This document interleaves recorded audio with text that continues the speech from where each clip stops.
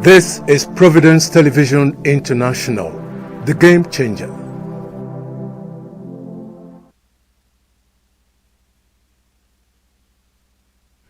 Welcome to the program Thoughts and Visions of Dr. Emmanuel Igariba on Providence Television International. I am Ugbebo Ikekwa. With me in the studio is Dr. Emmanuel Igariba. You're welcome. A great pleasure of mine, quite frankly, a great pleasure of mine to be back here on this program. It's been a long time out, really, but thank God we're here again. Thank you. Now, I know most of you out there, once that name is heard, Dr. Emmanuel Igariba, the first thing that comes to your mind is broadcasting. So many few of you out there do not know that Dr. Emmanuel Igariba is also a renowned author. And we'll be looking at a topic that he has actually dealt on seriously, having to do with leadership. In our own country, Nigeria, today, we have so many expectations from our leaders. How come these leaders are unable to meet up these expectations? We'll be looking at the topic, leadership failure, today on Thoughts and Visions. And so, sir, my first question would be this. First of all, what are the qualities of a leader? Well, we've dwelt on this before, but quickly, let me just say this. That book, I think it's about the 6th or 7th in the series. It sold out, I think, about a month or two after it was published. Okay, yeah, okay. People just rushed in. The book, actually, I think should be on the screen now. Yes, that should be pathways to effective leadership. Yes. Oh, a great book by our standard. Not praising myself, but from the responses we had from people, it sold out very quickly. But I thought we should even serialize some of the topics there. Yeah, in fact, this is the topic we are treating today is one of the topics in the book, yes. Which is leadership failure. I think it's even the last chapter thereabouts. Now, you asked me a very vital question, and I think I'll just go straight into this. Leadership is a very important thing. It's important in the home, in the office, in government, in the corporate organization, and all of that. And maybe our viewers may like to hear the question again so that we can really go into it. And the question is this: what are the qualities of a leader? Can anybody just wake up and say, I am a leader? Oh, yes, that's true. Yes, there are many qualities, in fact, up to 7, but I think we've dealt with them here before on this station. The issue of efficiency, the issue of integrity, simplicity, and all of that. Yeah. We dealt with all of that. And I'm sure that one of these days we might have to recall some of this program. But today I think we must deal with the other issue frontally, which is leadership failure. Leadership failure. Yeah, that's what we're talking about today. And leadership failure, we must talk about eight different issues, starting from ruling without love. For example, people rule without love, they rule with hate. And it will surprise you to know that there are some leaders who just hate the people they are leading.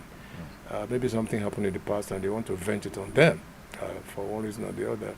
So they are there on a revenge mission. Okay, so there's no love. There's no love between them, between the leaders and the people they govern. Serving without passion, that would be the second one. Without passion means there's no commitment, all right? And when there's no commitment, there's a lost opportunity that you have. You must do these things seamlessly. That's number 2. Number 3, we're talking about having the right frame of mind, not having the right frame of mind. And that's why I think people have said, and rightly too, that leaders must go through some psychiatric tests. So if you don't have the right frame of mind, chances are that you're going to do things in a very dismal manner. You're going to do things that are wrong, contrary to popular expectations. And a lot of our leaders, political leaders, particularly in Africa, they do not have the right frame of mind, quite frankly. They do not have the right frame of mind to the extent that you think that they are psychic in nature. We've had leaders in Africa who turned out to be cannibals. People like Idi Amin and the rest. Savimbi, you remember, they did not have the right frame of mind to go into leadership. And I think we must talk about that on the program. such as this. Failure to delegate responsibility. There are some leaders who just think that they can do it all alone. They know it all. Even when you advise them appropriately, they don't take it because they believe that they know everything. And like one of my lecturers in those days used to tell us, the man to fear in leadership is the man who thinks he knows it all. Because his mind is blocked completely, nothing can penetrate. And that is dangerous for society. Love of power, I think is the fifth one. Love of power and authority. People just love to be in power. Okay. They just love to grab authority. They don't know what goes with it. And this is also common, not just in government, it's also common in some private organizations, okay? They do all sorts of things to cling onto power and authority. They believe that without them, nothing else can happen. They believe that they are there for just one purpose, just to grab power and authority. Lack of focus. That's another one. There's no vision. In other words, you're in power, you're also in authority. There is no plan. And this is very common, even among political elites. You get into position before you now start a group. Okay, there's no focus. Whereas, even when you are campaigning, as a governor or whoever, you ought to have a focus. This is where you are going to. So you lead the people. Immediately you assume office, to use their phrase, hit the ground running. So you must. You remember in this country, somebody became the president, and for 6 months we didn't have ministers. Yes. 6 months, half a year, we didn't have ministers. In other words, there was no focus. He probably didn't know what he wanted, where he was leading the people to. So, right, then greed and avarice. This is very, very vital to our discussion. A lot of our leaders are greedy. They are consumed by avarice. And they just want to grab and grab and grab. Already they have a lot of these things in their possession, but they still want to grab, which is very unusual. In fact, I think it borders on mental issue. You know, when you want to grab and grab, is what sociologists call primitive accumulation. You want to grab endlessly. I mean, it's like a guy who already has about 4 or 5 billion in his accounts before he came into power, and then he wants to grab more. What are you going to do with it? It doesn't make sense. And this is very common among leaders in Africa. They want to grab and grab and grab. And at the end of the day, the people they lead are further impoverished, okay? Leading a legion or an army of the poor people. Whereas they are up there just enjoying the bliss of what they have gathered. Of course, lack of integrity, that's the last one. Okay. Lack of integrity will mean that your word is not your bond. And this is what leads to policy somersaults in most cases in government. You say one thing today, tomorrow you are saying another thing. So people cannot see through your mind. It's opaque. Whereas leadership entails that you must leave your mind open. Let the people know. Let them know your resume. For example, there's nothing to conceal. Your word must be your bond. When people can vouch for you, no, the president cannot do this, the president cannot do that, and which might be it's true, but when I begin to see the reverse, that becomes a problem. So these are some of the issues you talk about when we are talking about leadership failure. Yes. Okay, and when there's a leadership failure, the citizenry, what are the avenues to correct these failures? One, through the press. The press too must play a vital role in this. The press, ideally, the press all the time must be on the side of the people. Okay? They must be. That's why they are the fourth estate of the realm. They must be on the side of the people, particularly against a repressive regime. All right. That's one avenue to ventilate some of these things that they talk about. Of course, the courts are also there. That's why the judicial system as an institution must be strong. Okay? When you feel shortchanged, you run to the courts to say, look, government, you cannot do this, you cannot do that. I mean, for instance, a lot of governments in Africa, they perpetrate human rights abuses at will. In fact, with impunity, most times, people get locked up for no reason, and they impinge on the fundamental human rights of their citizens. So these are avenues. The court system is also good. But again, if the leadership is right, there must be an interface between the leader and the led through what we call town hall meetings, and things like that. Through that avenue, they can tell the government face to face that this is the thing that they don't like, this is the thing that for which they want improvement. And such avenues can help a great deal. All right, one of the avenues that most Nigerians have used is this issue of demonstrations. And anytime that there is to be a demonstration, you see the government trying to clamp down on demonstrators like it's a war front. Is this right or wrong? Well, that's what I've just said. I mean, it's an abuse against human rights. And I'm happy that some courts in this country have said that, look, it's a constitutional right. You cannot clamp down on them. For instance, in any case, that's why we're talking about strong institutions. Like the police, for instance. Usually, they're on the side of government, right? Yes, I do know that the police are an arm of government, but even at that, the law must take its course. The rule of law, for instance, must take its course, meaning that protests, when they do happen, there must be rules of engagement. You know, sometimes they even shoot live bullets, yes, which is against international norms, about standards. So we must look at these parameters. I believe that yes, protests can happen, but on the side of the people, these protests must not be violent. All right. You remember I often talked about Mahatma Gandhi, the father of modern-day India. Remember what he brought onto the table? Civil disobedience. Okay, yes.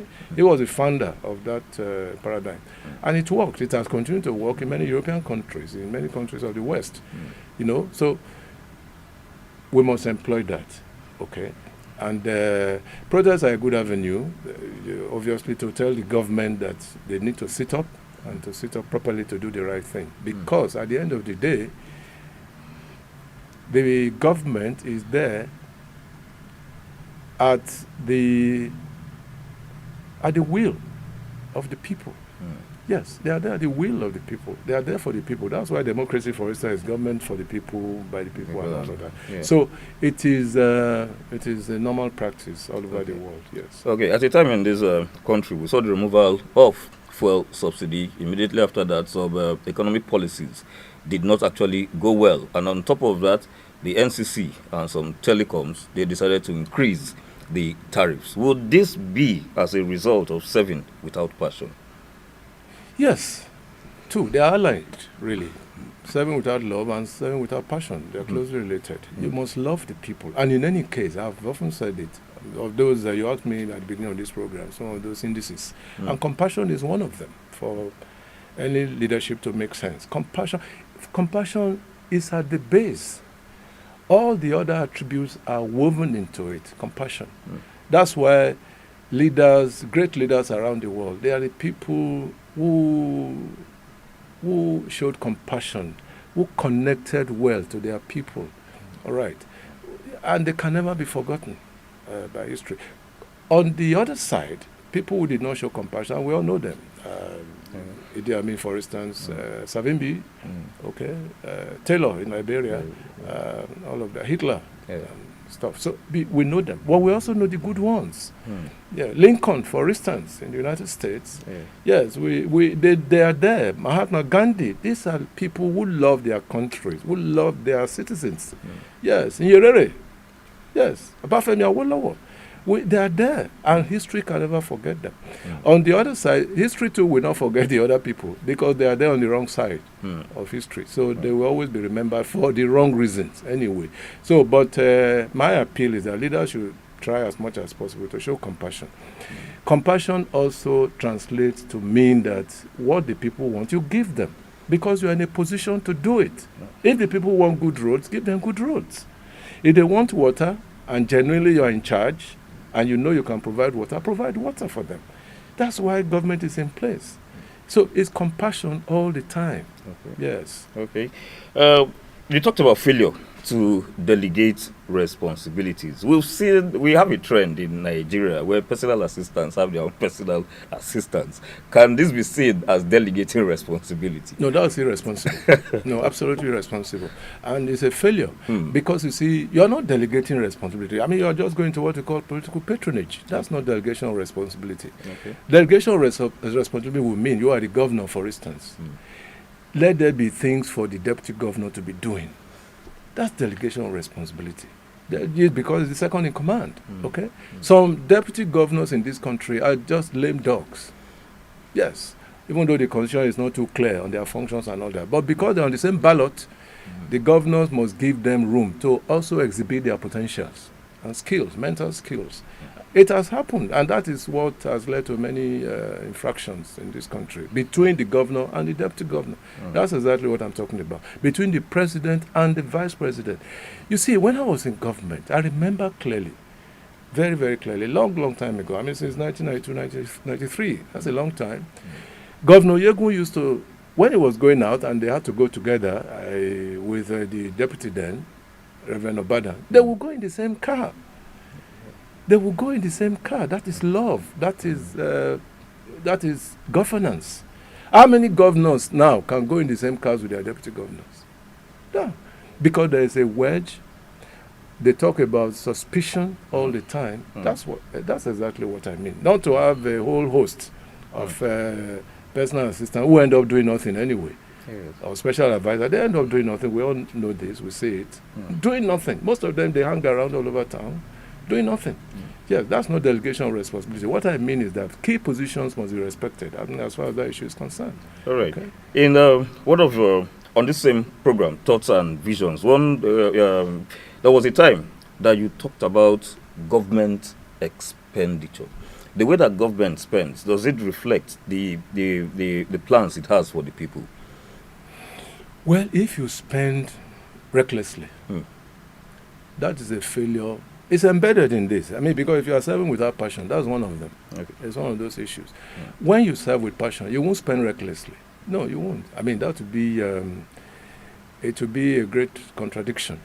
Because when you are serving with passion, it means that you are committed to your office and to the responsibilities that go with it. And so you won't spend recklessly. And in any case, even if you have compassion, as I've often said, you will think of the people first rather than their own personal interest. What we find in many African countries is that leaders put their own personal interest first before national interest, and that's why we have failure in government. Okay, so you must think of the national interest first, and this is why I think that, particularly for those in the National Assembly, for example, because they are closer to the people than the president or the governor, as the case may be, you must not show ostentation, unnecessary opulence, because you are representing the people. Yes. You are representing the people, and the people must see through you to the government in power. Okay? And you must do your duties to the extent that you stand in the gap. If the government is doing something wrong, you stand in the gap to advise appropriately or to tell the president or the governor, no, please, this is beyond bounds. So you must do that all the time. All right. There's always, from what we've noticed in recent times, when it comes to leadership, there always seems to be this very big gap between those who govern and the governed. And then most of the time, like what we have presently in this country, we all know how the economy is, but we see the likes of Cardoso and Edun coming out to tell us that everything is well. How can this gap be bridged? When there's no integrity, this happens. When there's no integrity, you lie. True leaders don't lie. They tell you. I mean, that's what I said a little while ago. You open your resume, let people see it. Okay? And particularly in government, you must let your government be seen to be what it is. If things are not going well, you say it so that people can align with you properly. Government expenditure is going this way, the people are going the other way. So there's a gulf in between, there's a schism, and it doesn't make good for anything. I believe that this has to do with integrity. Okay? You must walk your talk. Yes, walk your talk. You must be seen for who you are. A president came the other day, oh, Mr. Integrity, this, and people were saying all kinds of things. But at the end of the day, what happened? What happened? It got blown open in the system that, look, this man is not quite as good as everybody thought he was. Yeah. No integrity to his name. No integrity whatsoever. Yes, because a lot of things were happening under his watch, and he just kept quiet. Okay, integrity, that's why I brought it here as the last point, which is very important. And in any case, every leader must wear integrity as a garb. Okay. Even when you are doing things, don't ever imagine that people are not watching. People are watching you. Let me give you a typical example. When I was appointed as the chief press secretary in those days, I never knew Governor Yegun before. People talked about me on my behalf to him. Yes. So when he called me, I was seeing him face to face for the first time. I never went politicking and all sort of things. I was brought in from the broadcasting service. Okay. And I was at a gathering one day, and somebody said, "Look, Emmanuel, I must tell you something that I've refused to tell you all along." And what was that?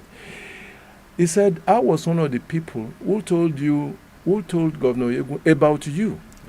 Yes, he told me openly, and I was dumbfounded. And guess what? He continued by saying, "Look, we have been watching you. We watched you all through. If you will play according to the rules, and I'm happy today that you did not disappoint us." Yes, that's what he said. Because, I mean, it could just have been otherwise. So he gave me a drink, which I drank with all satisfaction. Yes, with so much fervor. So, but that's typical of what I'm saying. Yes. Even when you're doing things, don't ever believe that people are watching you. Just do it the way it should be done. People are watching anyway. They are watching, and they will continue to watch.